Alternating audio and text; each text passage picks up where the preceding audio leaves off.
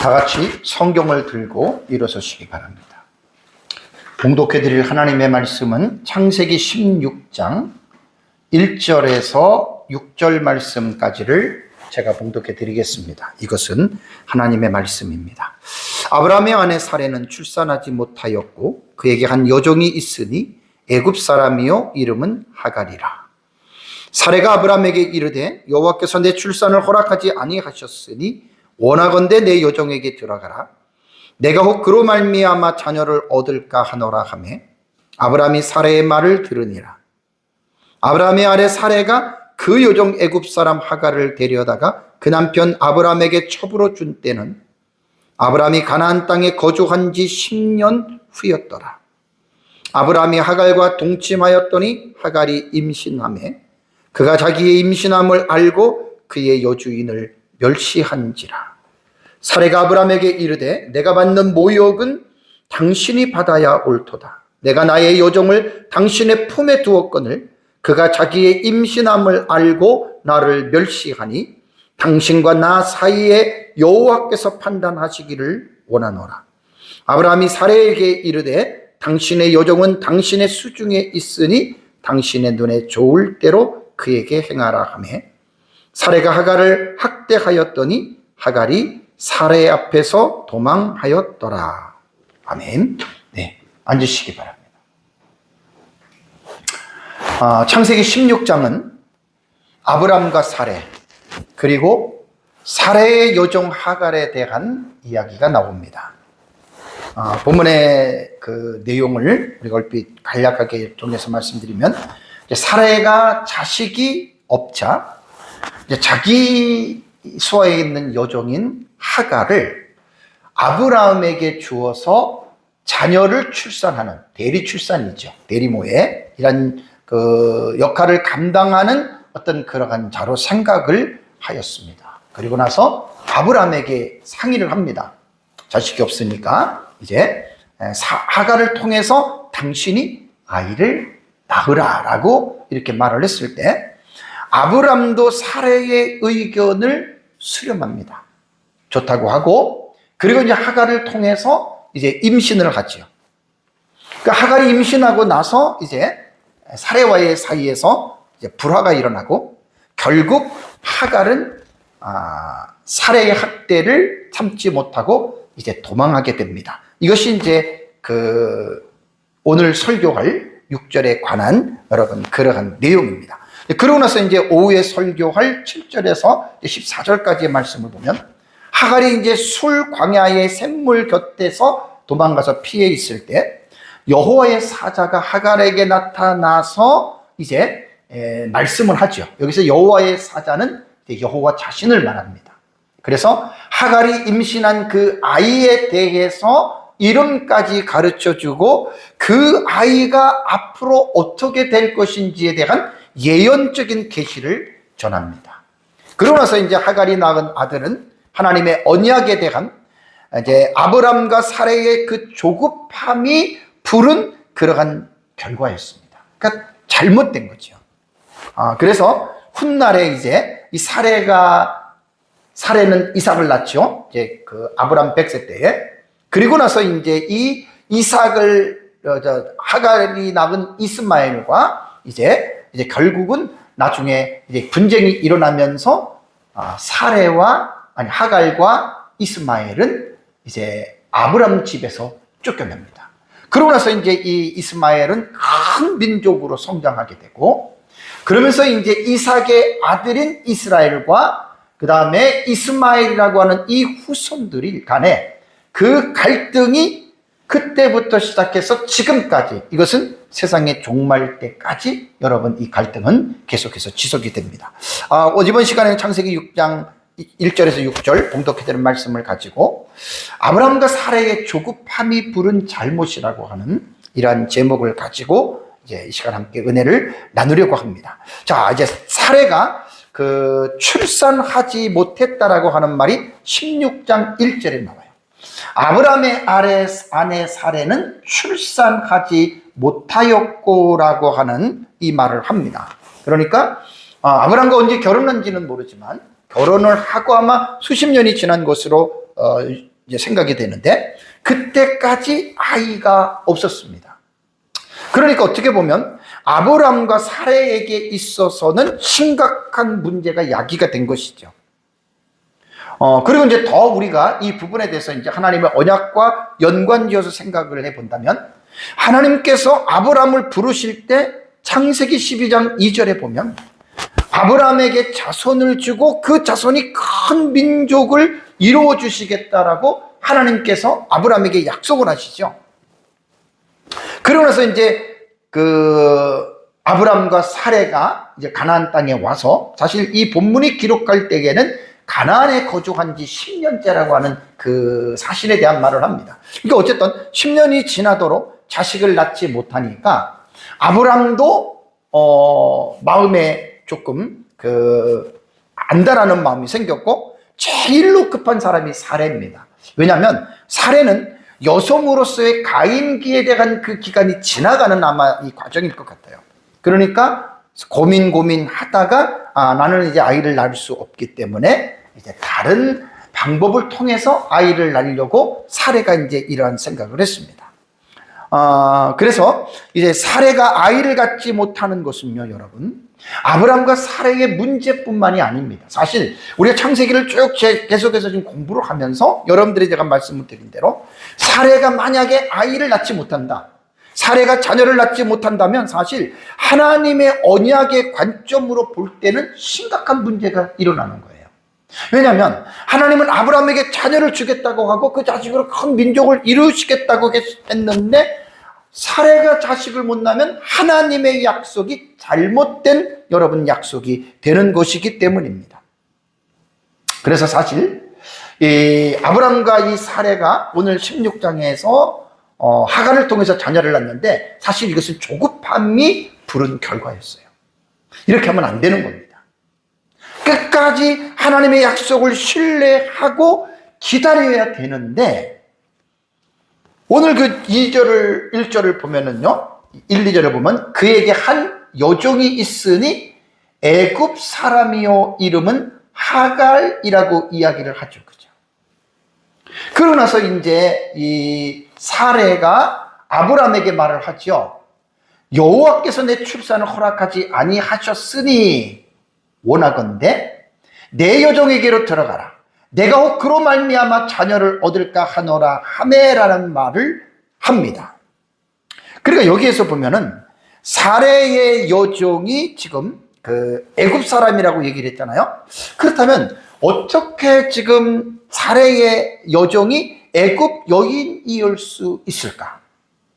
아마도 이제 추측건데 그때 아브라함이 기근을 통해서 애굽으로 내려갔죠. 그죠? 애굽으로 내려가서 자기 아내를 누이라고 거짓말하고 그러나서 자기 부인 사레를 바로에게 빼앗길 뻔했잖아요. 그죠? 그때 이제 바로가 사레를 취하는 조건으로 아브라함에게 하사품을 엄청나게 내려줬죠. 그죠? 아마 그때 종도 하사품 중에 하나가 들어가는데 그때 아마 바로가 그 아브라함에게 준 아마 그 여종이 아닐까 여러분 그러한 가능성이 사실 큽니다. 자, 그래서 이제 결국 사레의 생각대로 지금 이제 여종인 하갈을 통해서 결국은 이제 출산을 하자라고 제언하는데 오늘 2절의 말씀을 보면은요, 사레가 아브라함에게 그 제안하는 가운데에 사레는 뭐라고 이야기를 하냐면 하나님을 들먹입니다.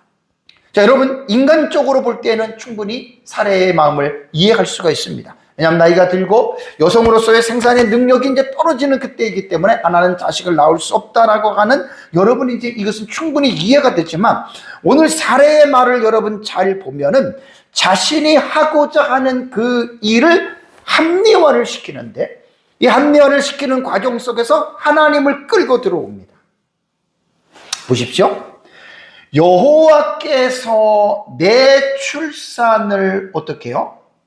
허락하지 아니하셨다라는 이런 말을 분명하게 말을 합니다. 그러기 때문에 당신은 내 여종에게 들어가서 자녀를 낳아라. 그러니까 이 문제의 원인을 어디에게로 지금 돌리는 거예요? 하나님에게 돌리는 거예요. 이것도 어떻게 보면은 사레가 하나님을 핑계대는 거예요. 그래서 하나님과의 언약 관계에서는 그 정말 언약을 끝까지, 왜냐하면 지금 아브라함과 사레의 삶이 끝난 게 아니거든요. 이때 가나안에 도착한 지가 지금 10년이면은요, 여러분, 아브라함이 85세고 사레가 75세예요.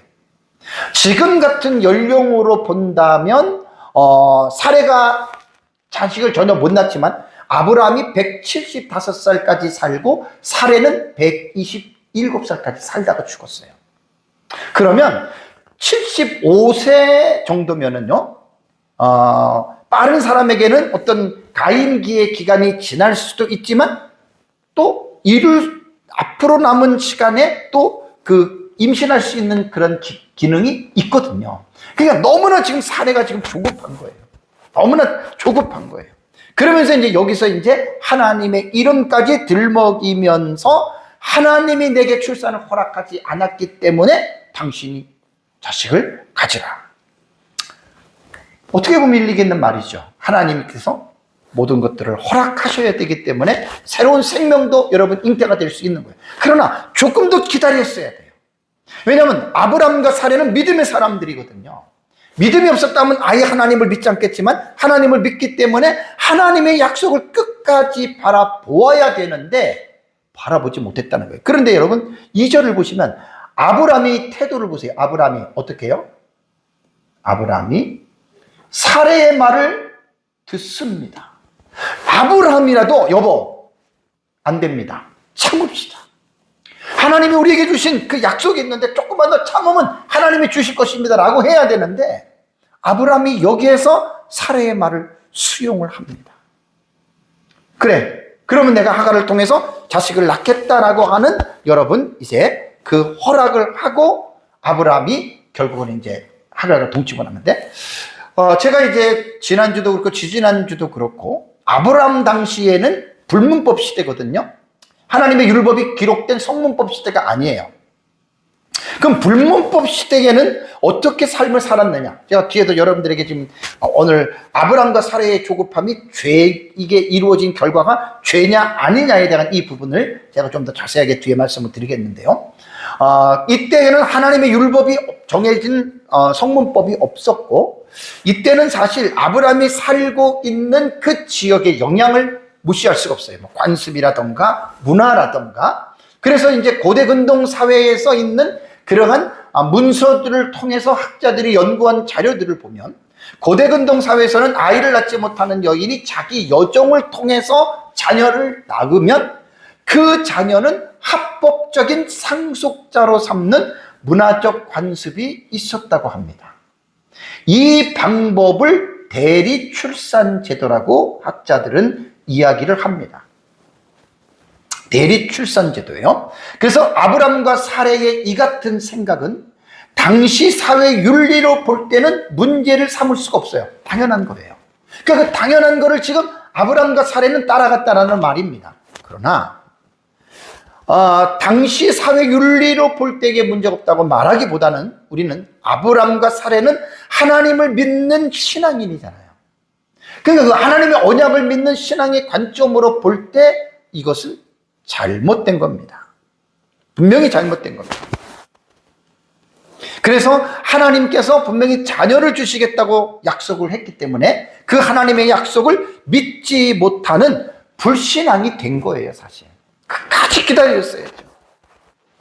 그래서 하나님은 아브라함에게 자녀를 주겠다라고 하는 말은 뭐냐면 사례를 통해서 주는 자녀를 말한 것이지 어떤 다른 여인을 통해서 주는 자녀를 하나님께서 약속한 것이 아니라는 말입니다.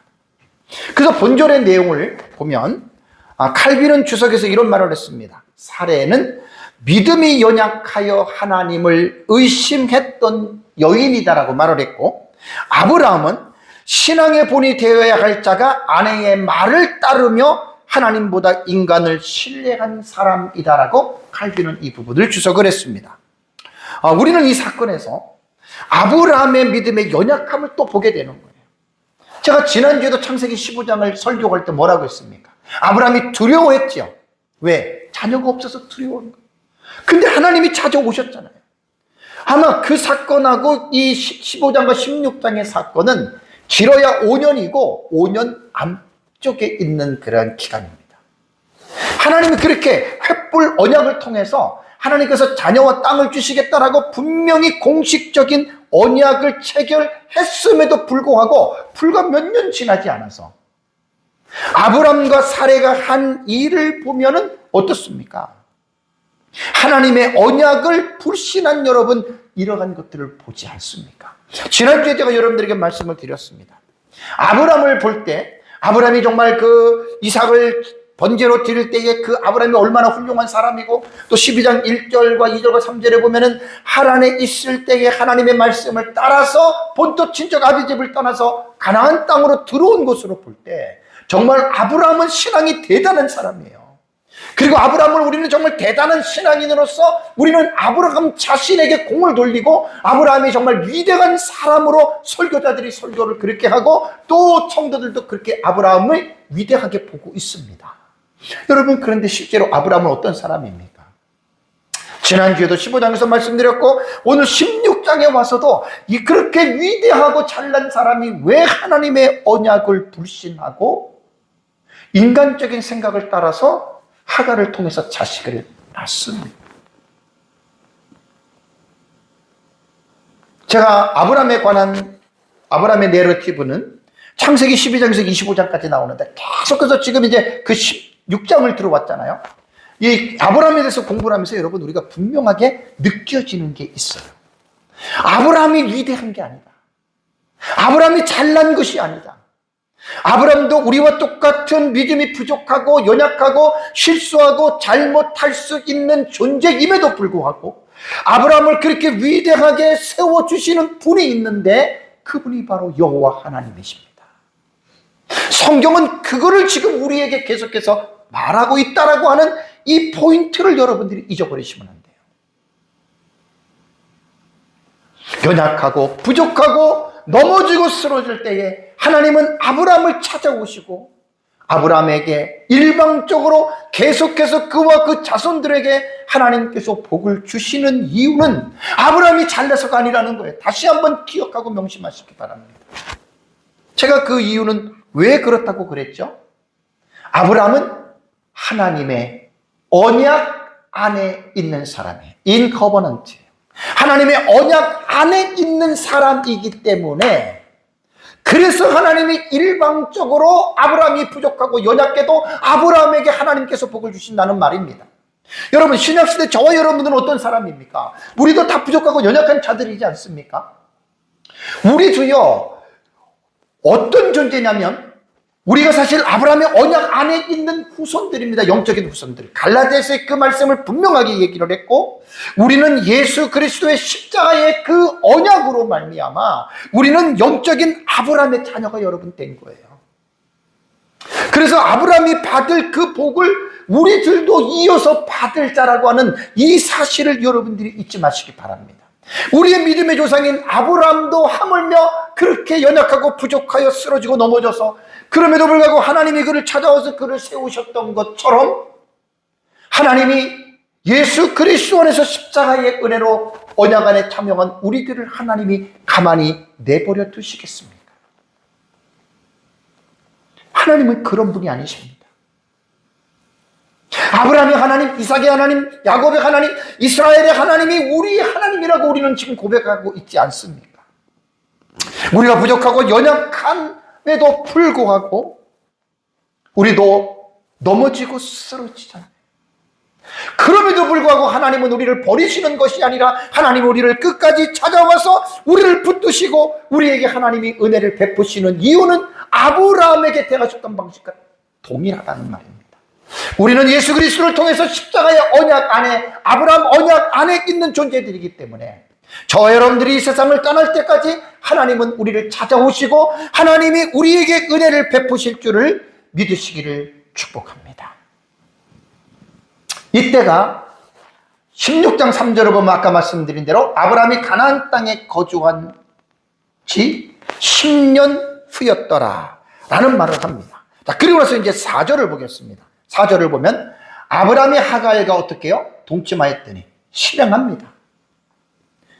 마음속에 결정하고 의지적으로 실행해서 동침하였더니 하갈이 임신하매라는 말이 나옵니다. 칼빈은 이런 말을 합니다. 하갈의 사건을 단순한 문화 관습으로 보지 않고 하나님의 약속을 신뢰하지 않는 불신앙의 죄로 해석합니다. 정확한 표현입니다. 칼빈은 말하기를 이렇게 말하죠. 하갈을 취한 것은 하나님의 약속을 의심한 사례의 조급함이며 아브라함은 여기에 어떻게 해요? 동조함으로써 신앙의 연약함을 드러냈다. 그러면서 아브라함이 결국 하나님보다는 인간의 생각을 선택하게 된 것이라고 주석을 했습니다. 저와 여러분들도 똑같아요.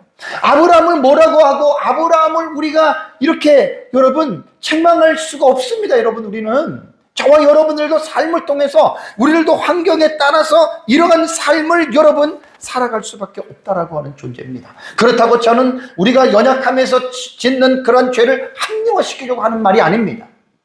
우리 인간의 존재가 그렇다는 말입니다. 하갈이 아브라함의 씨를 가진 사실은 먼 훗날에 사레의 몸을 통해서 출생하는 이삭과 그의 후손들과의 큰 문제가 발생이 됩니다. 이 부분에 대해서 이제 개혁신학자 에드워드 제이 영은 이렇게 말을 합니다. 하갈을 통한 출산은 문화적 배경으로는 이해할 수는 있어도 아브라함의 믿음의 사람으로서의 정체성과는 어울리지 않는다. 그러면서 그는 하나님의 언약을 기다려야 했고 기다리지 못한 것은 죄이며 신학적으로는 구속사에 있어서 이방 혈통의 개입이라는 긴장을 남긴다. 요 마지막이요. 이방 혈통의 개입이라는 긴장을 남긴다라는 요 말을 했습니다. 그래서 이제 제가 이번 주에도 잠깐 얘기를 하고 다음 주에 이제 이삭의 자손들과 이스라엘과 이스마일이 이제 아랍 자손들이거든요. 거기에서 이제 갈등을 제가 다음 주에는 좀 더 자세하게 좀 설교를 준비해서 여러분들에게 그 말씀을 드리겠습니다. 자, 그렇다면 아브라함이 하갈을 취한 것은 죄가 됩니까? 죄가 되지 않습니까? 칼빈도 그렇고 에드워드 제이 영도 그렇고 많은 신학자들이 죄라고 분명하게 단죄를 했거든요. 그렇다면 이게 어떻게 죄가 될 수가 있는가? 여러분 어떻게 생각하십니까? 아브라함 당시에 하나님의 율법이 있었습니까? 없었습니까? 없었죠. 율법이 없는데 어떻게 죄라고 죄를 가늠하며 규정할 수가 있겠습니까? 여기서 이제 제가 늘 여러분들에게 강조하는 대로 성문법이 없는 불문법 시대에도 하나님의 법이 존재했습니다. 하나님의 법이 존재했는데 그 하나님의 법은 그러면 어디에 있느냐? 모든 사람들에게 마음속에 양심이라고 하는 기관을 하나님께서 모든 사람들에게 하나님께서 양심을 주신 거예요. 그러면 양심은 사람마다 다르잖아요. 그죠? 기준이 다르잖아요. 그렇다면 이 양심의 법은 어떻게 연결이 되는 줄 아세요? 모세 시대의 율법을 하나님이 기록하죠. 특별히 십계명에 보면은 도덕법이 나옵니다. 10가지 법. 그 법이 모든 사람들 속에 하나님께서는 그 도덕법을 심어주신 거예요. 이것은 지금 이 시대도 동일해요. 하나님을 믿지 않는 사람에게도 있어요. 요 도덕법이. 이거를 여러분들이 꼭 기억을 해야 됩니다. 그래서 아브라함 시대에 불문법 시대에도 양심의 법을 통해서 그 행위에 대한 죄다 죄가 아니다라는 말씀을 드릴 수가 있습니다.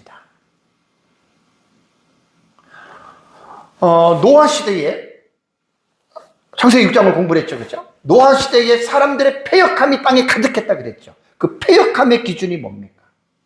죄의 기준이 뭡니까? 양심이에요. 양심. 모든 사람에게 심어진 양심의 법. 그 양심의 법은 우리가 그 불문법 시대는 명확하게 규명할 수는 없지만 율법 시대의 모세기준 율법으로 딱 해석하면 같은 원리예요. 그래서 양심에 대해서는요, 여러분, 우리가 로마서 2장 14절 16, 15절 되게 중요합니다. 제가 이거 가끔 여러분들에게 이 말씀을 강조합니다. 이 말씀은 이런 내용입니다. 율법이 없는 누가 이방인이, 그러니까 이방인은 하나님 안 믿으니까 율법 상관없잖아요, 그죠? 그런데 율법이 없는 이방인이, 보세요, 본성, 인간이 가지고 있는 본래의 성질이 있어요. 본성으로 율법의 길을 행할 때에는, 이상하지 않아요? 하나님을 믿지 않는 사람이 하나님의 말씀을 순종한다. 근데 그게 본성으로 행하는 거예요. 자, 이 사람은 보세요. 율법이 없어도 자기가 자기에게 율법이 된다 그랬죠, 그죠? 그러면 이런 이들은, 자, 이런 사람들은 우리 어떻게 말을 해야 될까요? 하나님을 믿지 않는데 그 사람이 하나님의 말씀을 어떤 부분은 순종하면서 살아요. 도대체 왜 그럴까요? 양심입니다, 양심. 그 양심이 증거가 돼요. 그리고 그 생각들이 서로 혹은 고발하며 혹은 변명하며, 양심의 가책이라 그러죠, 그죠? 이거 모든 사람 다 느끼는 거예요. 그러면서 그 마음에 새긴 무엇을? 율법의 행위를 나타내느니라. 뭐가? 양심이. 양심의 법을 가지고도 사람은, 이게 쉽게 말하면 도덕법이에요, 도덕법. 도덕법은 영원한 법이잖아요. 하나님을 믿지 않는 사람에게도 있는 거예요. 모두에게 있는 거예요. 그래서 우리는 이 지금 도덕법이나 율법에 대한 이 부분을 잘 정리한 게 웨스트민스터 신앙 고백서에서 1항과 4항에 율법에 대한 분명한 정의를 내립니다. 이게 다 아시는 거지만 제가 말씀을 드립니다. 웨스트민스터 신앙 고백서 19장 1항에 보면 하나님께서 아담에게 뭘 주셨습니까? 도덕법을 주셨으며, 그 다음에 그와 그의 모든 누구요? 후손의 마음속에 어떻게? 도덕법을 새기셨고, 뭘 요구하셨습니까? 순종을 요구하셨다. 여러분, 아담 때에는 하나님의 법이 문서로 기록된 성문법이 있었어요, 없었어요? 없었어요. 성문법은 모세 시대에 시내산에서 모세가 하나님으로부터 받은 그 성문법은 그때 처음이고요. 그 모세 이전에는 기록된 법이 없었어요. 그런데 웨스트민스터 신앙 고백서에서도 아담을 만드실 때 도덕법을 마음속에 새겨주셨다는 거예요. 그의 모든 후손들에게도. 그러면서 이 도덕법은 아담의 뭐예요? 타락 후에도 계속해서 모든 인류의 어디에? 양심 속에 보존되어져 있다. 하나님을 믿지 않는 사람들 속에도 이 도덕법 지금 보존되어 있어요. 이 조항은 모세 율법 이전에도 도덕법은 존재했지요. 인간의 마음에 새겨진 이 법에 따라 중요한 게 뭐지요? 죄가 성립된다고 가르칩니다. 외민의 1항은 아주 정확한 교리예요, 교리. 이걸 여러분들이 받아들이셔야 돼요. 그 다음에 4항을 보면은요, 하나님의 율법에 대해서 웨스트민스터 신앙 고백서는 이렇게 말합니다. 신자들은 율법 아래에 있지 않다. 그러나 도덕법은 모든 사람에게 영원히 적용되는 하나님의 의지의 표현이며 그리스도인의 삶의 규범이다 라는 말을 합니다. 그러니까 웨스트민스터의 정의가 정말로 중요한 겁니다. 그러면서 도덕법은 시대를 초월한다 그랬죠. 구약이든 신약이든 불문율 시대에도, 불문화된 시대에도 그 법을 어기는 것은 죄가 된다는 것을 확인해 줍니다라고 말했습니다. 그래서 제가 노아 시대에는 성문법이 없어도 그때는 인간의 양심의 법이 있었잖아요. 그래서 하나님은 양심의 법을 기준으로 노아 시대의 사람들이 가족들 빼놓고 모두가 다 죄에 관영했다라고 그렇게 표현해서 하나님이 심판을 하셨다라는 말입니다. 다음에 웨스트민스터 대요리 문답에서 도덕법에 대한 언급이 있습니다. 웨스트민스터 대요리 문답에서는요, 문 93문입니다. 자, 도덕법이란 무엇인가? 되게 중요한 교리예요, 이거는. 도덕법을 말을 하기를, 도덕법은 사람으로 하여금 하나님께 대한 그의 뜻을 완전히 순종하도록 요구하신 하나님의 뜻에 계시이다. 그러니까 이 말은 뭐냐면요, 하나님을 믿지 아니하는 불신자들 속에서도 그들이 죄인이 되었어도 하나님께서는 지금도 불신자들의 양심을 통해서 하나님의 뜻을 순종하는 삶을 살아가라고 계속해서 하나님이 그들을 요구하신다는 거예요. 다종교, 이단이나 사이에 빠진 사람들이라도 하나님은 계속해서 도덕법을 통해서 그들에게 순종을 요구하고 계신다. 그래서 세상 사람들이, 하나님을 믿지 않는 사람들이 결국 하나님 앞에 불순종하는 것이 다 하나님의 법을 어기는 거예요. 도덕법이란 말이에요. 이는 창조시부터 사람의 마음속에 새겨졌다 그랬잖아요. 창조시부터. 그리고 신의 산에서 십계명의 형식으로 주어졌다. 양심의 법이, 제가 아까 말씀드렸죠, 십계명의 법이라고. 창조시부터 존재했던 도덕법은 모세의 율법보다 어떻게 해요? 먼저 존재했잖아요. 그 양심의 법. 모세 이전에도 죄를 판단하는 어떻게 절대적인 기준이 있었음을 분명히 합니다. 그래서 하나님께서 노아 시대에 이 도덕법인 양심의 법을 통해서 노아 시대 사람들을 심판하셨고, 지금도 불신자들도 마찬가지입니다. 하나님을 안 믿어도 그들은 양심에 새겨진 이 도덕법 자체를 그들이 무시한다라고 하는 말입니다. 그러므로 아브람과 사레가 한 행위는요, 제가 이제 조금 전에 물어봤잖아요. 아브람이 하갈을 통해서 죄를 낳은 것이, 자식을 낳은 것이 죄가 되느냐 안 되느냐. 죄가 돼요 안 돼요? 당연히 죄가 되지요. 10계명의 7계명이 뭐죠? 간음하지 말라 그랬잖아요. 그러니까 세상 사람들이 대리 출산 제도는 하나님의 법이 아니에요.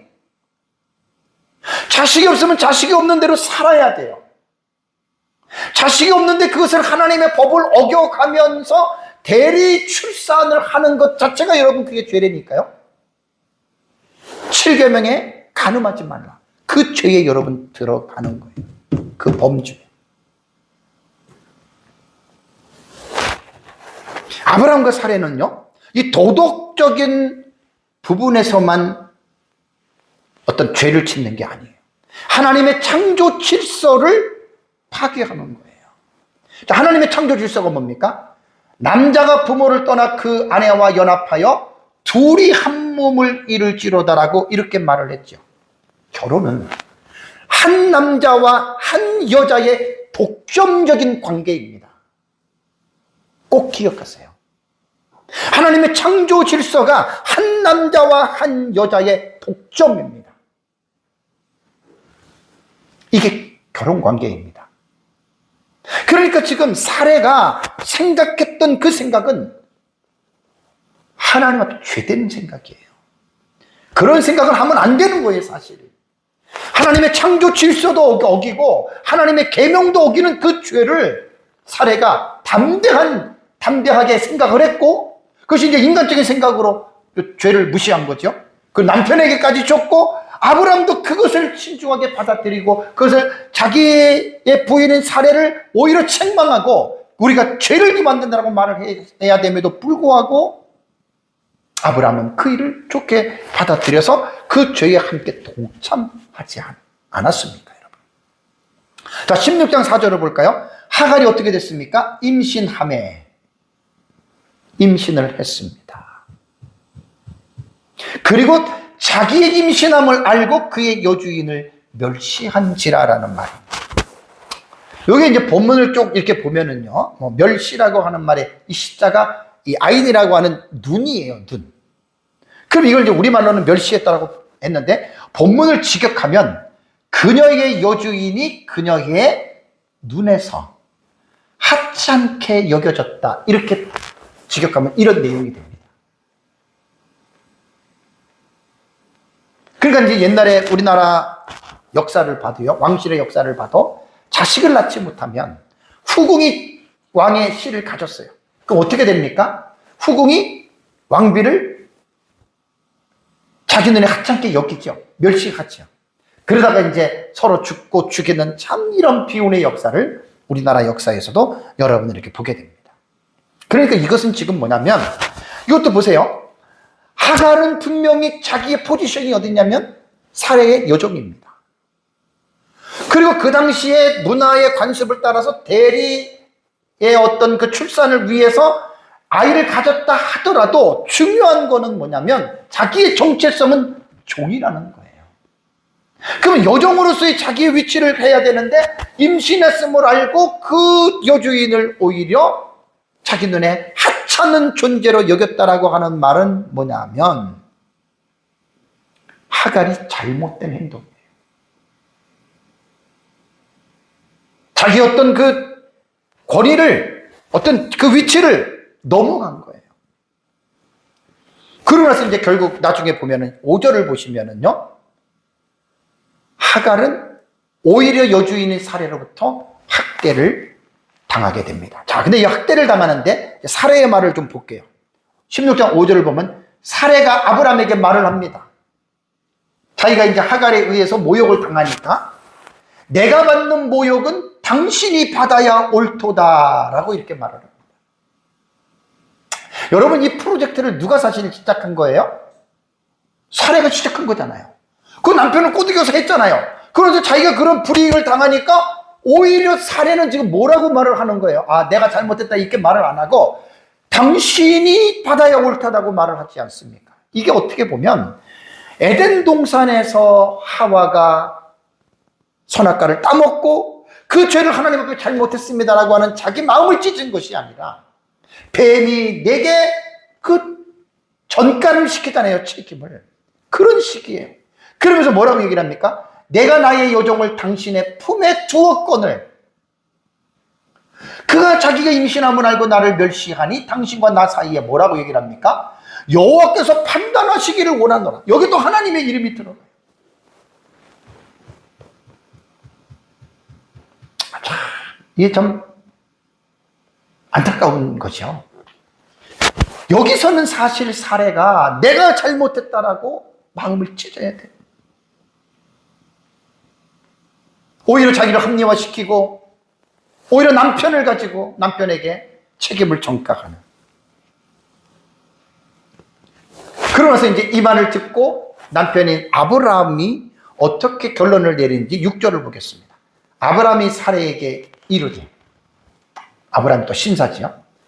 당신의 여종은 당신의 수중에 있으니 당신의 눈에 좋을 대로 그에게 행하라. 만약에 여기에서 아브라함이 자식의 욕심이 있어가지고 당신 어쩌고 저쩌고 했으면 뭐 요즘으로 말하면 이혼할 수도 있었을 거예요.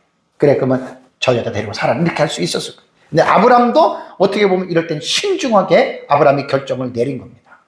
당신 마음대로 하라. 사례가 하갈을 학대합니다. 하갈은 학대를 견디지 못해서 어떻게 해요? 도망합니다. 사실 제가 주의 설교가 들어가면 이 본문을 구문론도로 들어가서 해야 되는데 시간이 그렇게 되질 않아요. 이 부분은 제가 자세한 건 하지 않고 그냥 넘어가도록 하겠습니다. 여기서 보면은요, 아브라함은요, 정실 부인인 사례에게 모든 고난을 행사할 권위를 부여했는데 이건 참 잘한 겁니다. 사례는 하갈을 학대하였고 도망하게 되는데 기원전 18세기의 바빌로니아에서 사회의 법전을 담고 있는 함무라비 법전에 나온 내용을 여러분들에게 말씀을 해드리겠습니다. 자, 함무라비 법전 146조에는 여러분 어떤 내용이 있냐면 그 당시에 이제 그 고대 근동제방이 이런 법을 가지고 살았다는 거예요. 만약 어떤 남자가 아내를 얻었고 그 아내가 남편에게 여종을 주어 자녀를 낳게 했는데 사례가 이걸 따라간 거잖아요. 이 여종이 본초와 동등한 위치를 차지하려고 의수된다면, 하갈이 그랬잖아요. 비록 그녀가 자녀를 낳았더라도 그녀의 주인은 그녀를 돈을 받고 팔지는 못하지만 그녀에게 노예의 표식을 하고 노예들 사이에 두어 노예 신분으로 낮출 수 있다. 제가 성경을 볼 때 역사적인 배경과 그 당시의 문화적인 배경을 우리가 알아야 된다 그랬죠. 지금 지난주, 지지난주 계속해서 아브람과 아브람의 행동에 있어서 그 당시에 일어나는 어떤 그 사회적인 관습들 혹은 문화적인 이슈들을 제가 찾아가지고 여러분들에게 그 사건에 대해서 여러분들에게 말씀해 드립니다. 그 당시엔 이랬다는 이야기입니다. 그리고 이는 여종이 아이를 낳았다고 해서 본처와 동등한 지위를 주장할 수 없으며 그랬잖아요. 만약 그런 행동을 할 경우 본처가 그녀를 노예의 지위로 강등시킬 수 있음을 명시한다. 분명하게 여러분 이렇게 되어져 있습니다. 단지 여종이 자녀를 낳았기 때문에 팔 수는 없어요. 그러니까 여러분, 사회는 왜 법이 존재하고 관습이 존재하고 문화가 왜 존재하는 줄 아십니까? 사람은 나 혼자 사는 게 아니잖아요. 나 혼자 있을 때는 법도 필요 없고 아무것도 필요 없어요. 그렇지만 인간이 나와 너라고 하는 복수의 어떤 이 멤버가 구성이 되기 시작한다면 서로의 질서를 위해서, 서로의 안전을 위해서, 그래서 여러분 법이 필요한 거예요. 함무라비 법전은 고대 바빌로니아 사람들이 살아가는 그들의 어떤 법인데, 그래서 아브라함도 이제 사례와의 관계가 아마 이러한 것 속에서 충분히 영향을 받았던 것으로 여러분 우리는 이제 볼 수가 있습니다.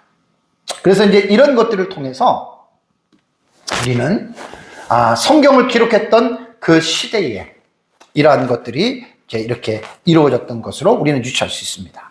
사랑하는 성도 여러분, 하나님과 사례의 행동을 제가 이제 하나님 나라 시리즈 설교잖아요. 제가 하나님 나라 시리즈 설교이기 때문에 하나님 나라의 사상과 관점으로 여러분 본다면 아브라함과 사라의 이 조급함이 부른 이 결과, 이 잘못인데요. 이러한 것들을 우리는 하나님의 자녀로서 하나님의 언약에 대한 믿음으로서의 살아야 된다라고 하는 이 기준을 우리는 무시하면 안 됩니다. 그러니까 사레나 아브라함이나 우리는 이러한 삶을 우리는 본받아서는 안 됩니다. 오히려 타산지석으로서의 아브라함과 사라의 행위를 보고요, 우리가 하나님과의 관계 속에서 우리가 이 세상을 살아가면서 우리에게 주어지는 언약들이 있어요. 그 언약이라는 말은 뭐죠? 하나님이 아브라함에게 나타나셔서 말씀하신 것처럼 하나님이 이 시대에 나에게 나타나가지고 기용아, 영이야 이렇게 해가지고 우리에게 어떤 말씀을 해서 그 어떤 그 약속을 말하는 게 아니고, 요한계시록이 기록된 이후에는 하나님이 성경 66권을 통해서 하나님의 약속에 대한 관점을 여기에 다 기록해 놨습니다. 그 성경을 봐야 되는 거예요. 우리는 어떤 신비주의자들이 말하는 것처럼 여호와께서 노아에게 말씀하시고 아담에게 말씀하시고 아브라함에게 말씀하신 것처럼 하나님 꿈에라도 환상 중에 내게 말씀해 주시옵소서라고 하는 이런 기대를 갖는 것이 아니에요. 그런 기대를 가지면 안 돼요. 그런 신비주의자들이 추구하고 있는, 그래서 하나님의 어떤 환상이나 어떤 그런 것들을 통해서 뭔가 이 시대에 하나님이 나에게만 말씀하시는 그런 신비스러운 이런 것들을 여러분 기대하면 안 됩니다. 다 잘못된 길로 갑니다. 하나님은 성경 66권을 통해서 그 웬만한 모든 사실들을 여기다 기록해 놨어요. 그래서 신학시대 그리스도인들은 왜 성경을 우리가 봐야 되냐면, 여러분 성경이 하나님입니다. 우리가 하나님을 믿는다라고 하는 것은 성경을 믿는 거예요. 성경을. 이 기준을 여러분 잊지 마시기 바랍니다. 우리 성경을 믿기 때문에 성경을 그래서 잘 배워야 돼요. 창세기도 계시록까지 성경 66권에 있는 여러분 이 말씀을 여러분 우리가 잘 배우다 보면, 그래서 성경은 제가 언약적인 관점에서 성경을 읽으시라 그랬죠. 예를 들면 주 예수를 믿으라 그리하면 너와 내 집이 구원을 얻으리라. 약속 관계잖아요. 약속 관계. 내 부모를 공경하라, 살인하지 말라, 도둑질하지 말라, 간음하지 말라, 거짓말하지 말라, 탐내지 말라. 약속 관계예요. 그냥 이거를 지키면 복받고 이거를 안 지키면 저주를 받고, 물론 말씀 속에서 주어지는 결과가 복도 있고 저주가 있는 게 맞기는 맞아요. 그러니까 성경을 우리는 내가 이 말씀을 지킴으로 말미암아 내가 잘되고 복을 받아 성공하고 이런 식으로만 보지 마시고 언약적인 입장에서 성경들을 보시라는 말이에요. 서로 사랑하라, 용서해라, 불쌍히 여겨라. 이게요, 약속에 기반한 말씀이에요. 우리는 성경을 다 그렇게 받아들여야 된다는 말이에요. 언약적인 관점에서 이 성경을 여러분 우리는 받아들여야 돼요. 참아라, 인내하라.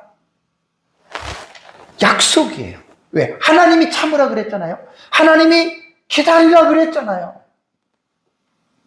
그래서 성경을 창세기부터 계시록까지 모든 말씀을 이뤄간 하나님과의 언약적인 차원에서 여러분들이 말씀을 받아들이시기 바랍니다. 그래서 우리 그리스도인들에게서 제일 우리에게 중요한 부분이 뭐예요? 오늘 아브라함과 사레가 겪었던 일이 우리의 삶의 답안사란 말이에요. 하나님은 이렇게 말씀했는데 현실을 볼 때는 이게 안 나타나. 그러면서 이제 빨리 됐으면 좋겠는데 그건 내 생각이고요. 내 생각이고. 이거 빨리 돼야 되는데 안 돼. 그러니까 인간은 어떻게 해요? 아브라함과 사레가 가졌던 조급함이라고 하는 이러한 수렁에 빠지게 되면 반드시 하나님의 언약을 불신하게 돼 있고 불순종하게 되는 게 오늘날 우리 그리스도인들의 삶 속에서 다반사로 보여지는 행동들입니다.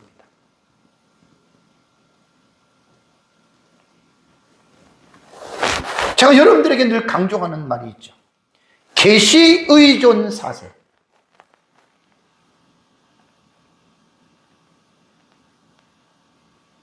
아주 너무 중요한 말입니다.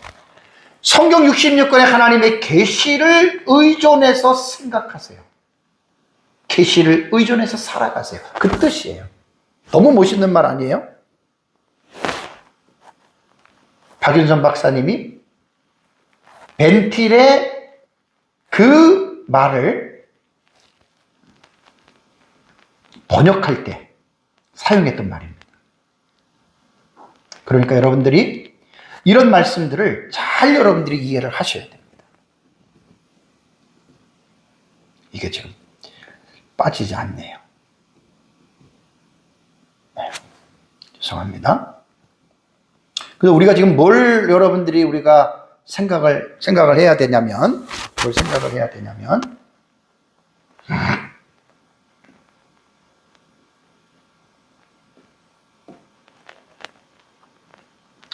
얘를 지우는 방법은 모르겠네. 아이고, 죄송합니다. 이걸 누르다가 이렇게 돼버렸네.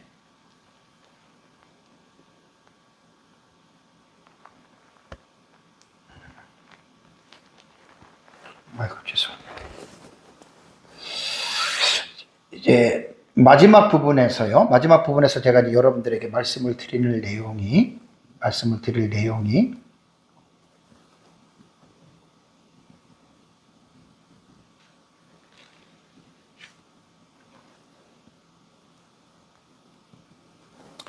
계시의존 사색을 통해서 하나님께서 기록해 놓으신 이 계시의존 사색을 통해서 여러분 우리는 살아가야 되는데, 성경 66권에 기록된 하나님의 말씀 있죠. 성경 66권에 기록된 하나님의 말씀, 그 말씀이 우리들의 삶의 기준이 되어야 된다는 거예요. 계시의존 사색이라는 말이에요. 그래서 우리가 하나님의 말씀을 따라서 살다가 보면 우리가 아까 말씀드린 대로 아브라함과 사레가 겪었던 이러한 조급증이라는 게 있을 수가 있어요. 그래서 사도 바울이 로마서 12장 2절에 그리스도인들에게 이러한 교훈을 했습니다. 너희는 이 세대를 어떻게 해요? 본받지 말아라. 마지막 결론적인 부분에 내가 이 말씀을 가지고 여러분들에게 말씀을 제가 좀 드리려고 합니다. 너희는 이 세대를 본받지 말고 오직 마음을 새롭게 함으로 변화를 받으라. 그리고 하나님의 선하시고 기뻐하시고 온전하신 뜻이 무엇인지 분별하도록 하라라고 하는 로마서 12장 2절의 말씀을 여러분들이 잘 기억을 하셔야 됩니다. 로마서 12장 2절은 조금 제가 자세하게 여러분들에게 말씀을 드리면, 이 12장 2절은요, 두 개의 명령형 동사가 나란히 사용되어지고 있습니다. 두 개의 명령, 이 명령형 동사는요, 본받지 말고, 이게 명령형 동사예요. 그 다음에 변화를 받아.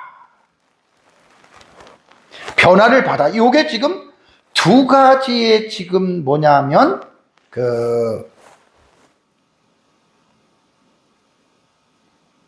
동사거든요. 명령형 동사거든요, 지금 이게.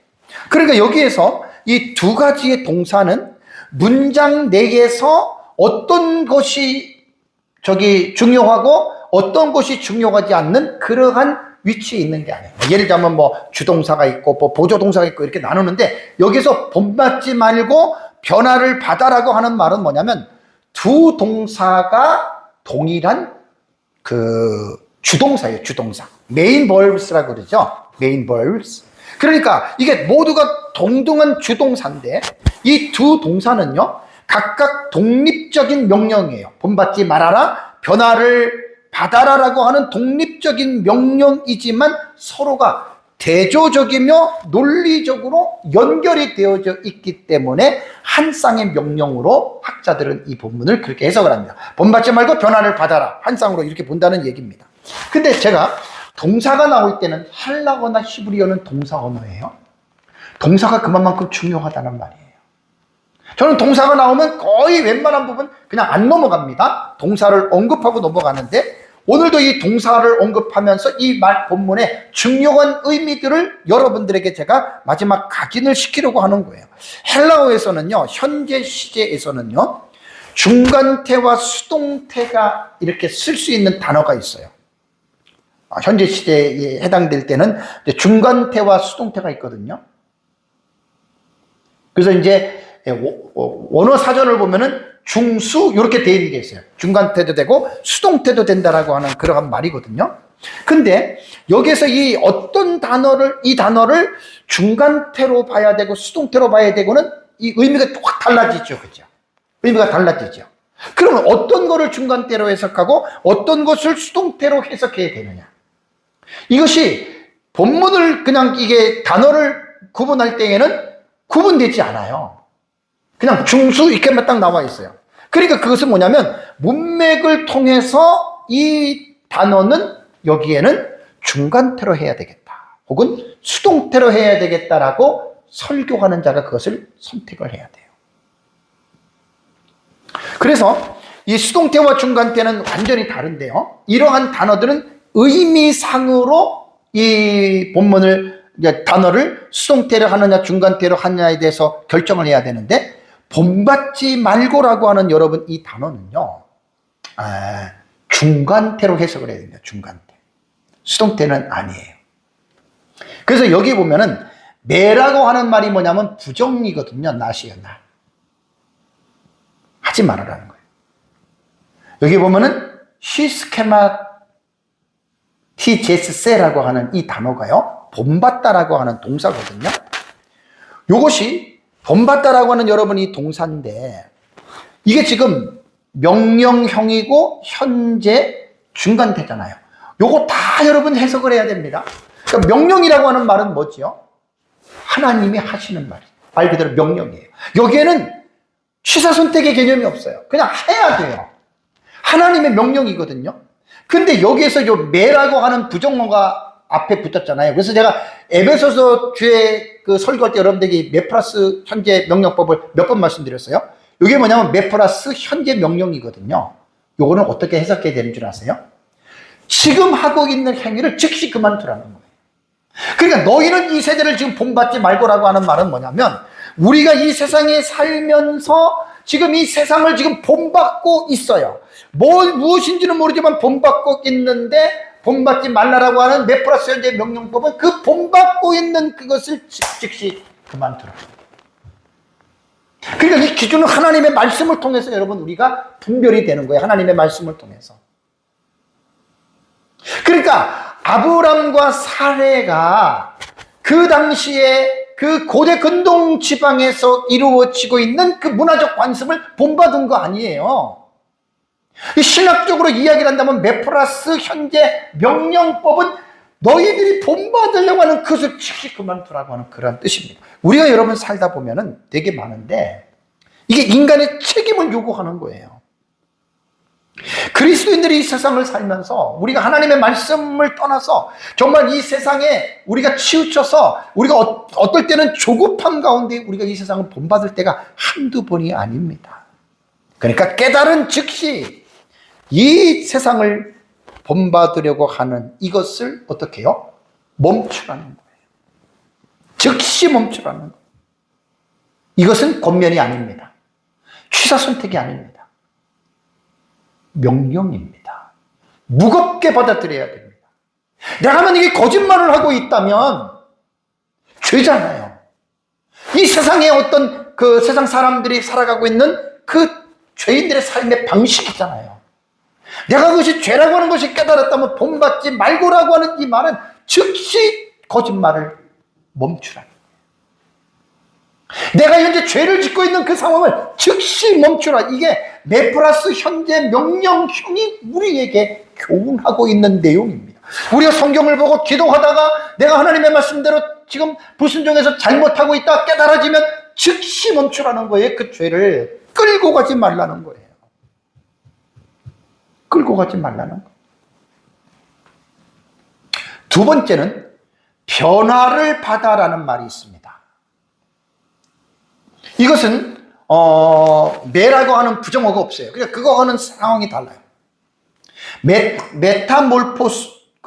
포세라고 하는 이 단어는요, 이 변화라고 하는 것, 체인지를 말하는 거죠. 이것도 명령, 현재, 수동태가 아니에요. 중간태예요. 자, 아까 중간태에서 내가 참 이거를 말을 못하고 갔네요. 자, 본받지 말아라라고 하는 말은요, 이 세상을 본받지 말라라고 하는 것은 중간태의 의미가 왜 중요하냐? 너무 중요한 거예요, 태가. 중간태는 뭐냐면 자기 자신을 위한 거예요. 자기 자신을 위한 거. 이 세상을 본받지 말라는 거, 누구를 위해서 본받지 말라는 거예요? 나를 위해서 본받지 말라는 거예요. 이게 중간태의 가장 기본적인 개념이라고요. 내가 다른 사람 때문에 내가 이 세대를 본받지 말라는 게 아니에요. 중간태는 자기 자신을 위한 것이고, 그리고 이 중간태는 뭘 말하냐면 억지로 하라는 게 아니에요. 능동태예요. 내 스스로 자원하는 마음으로 이 일을 하라는 거예요. 그러니까 이 세대를 본받지 말아라라고 하는 말은 뭐냐면 나 자신을 위해서 억지가 아닌 스스로 자원하는 마음으로 하되, 취사 선택이 아닌 뭐라고요? 명령이기 때문에 반드시 본받으면 안 된다. 메프라스 현재 명령법으로 지금 내가 하고 있는 것이 깨달아지면 당장 그 행위를 어떻게 즉시 그만두라는 말. 마찬가지예요. 변화를 받아라고 하는 여러분, 이 말도요, 변화를 받아라고 하는 이 동사 전에 어떤 말이 나오면 너희 마음이 새롭게 되므로라고 하는 전제 조건이 나와요. 그러니까 마음을 먼저 새롭게 해야 돼요. 이 세대를 본받지 말고 변화가 되려면 마음을 늘 새롭게 하라는 말이에요. 우리가 뭐 기도하면서 회개하고 그다음 마음을 새롭게 하는 거죠. 마음을 새롭게 하면 뭐가 됩니까? 변화가 나타나요. 삶의 체인지가 돼요. 이것이 명령, 현재, 중간태라는 말이에요. 내가 변화되고 싶어서 변화되는 게 아니라, 변화되기 싫으면 하나님 나 지금 귀찮아요, 나 안 할래요, 그런 뜻이 아니고 명령이에요. 늘 마음을 새롭게 함으로 변화를 받아야 돼요. 현재잖아요. 아까도 이게 현재잖아요. 현재는 뭐예요? 현재는 늘 현재예요. 늘 현재. 과거에 한때 내가 막 변화를 받고 이 세대를 본받지 않는 거 자랑하지 말고 현재에 있기 때문에 항상 현재입니다. 오늘도 내일도 계속 현재예요. 중간태가 뭐라 그랬어요? 나 자신을 위해서 변화를 받으라는 거예요. 남이 아니고 너를 위해서, 나 자신을 위해서. 그 다음에 이제 분별하도록 하라라고 하는 말은 동사가 아닙니다. 이건 부정사입니다. 부정사. 동사가 아니에요. 부정사인데 이것도 현재 능동태 대격입니다. 현재 능동태는 뭐죠? 분별하는 것도 내가 뭐 과거에 한때에는 열심히 신앙생활하면서 내가 잘 분별했어. 지금은 뭐예요? 안 하는 경우가 있잖아요. 현재입니다. 옛날이건 지금이든 앞으로건 계속해서 어떻게 해요? 분별하도록 하는 말은 도키마제인이라고 하는 단어는 시험하다, 조사하다 이런 뜻이에요. 늘 자신을 그렇게 보라는 거예요. 늘 자신을 살피라는 거예요. 현재 능동태죠? 억지가 아니잖아요.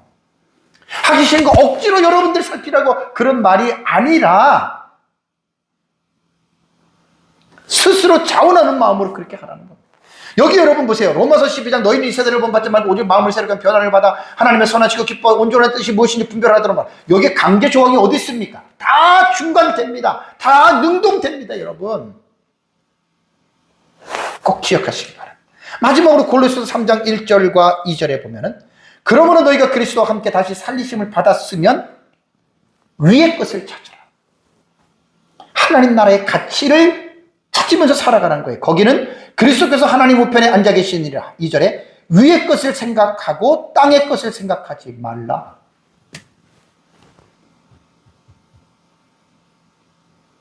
아브람과 사레가 인간적인 조급증 때문에 잘못을 한 거예요.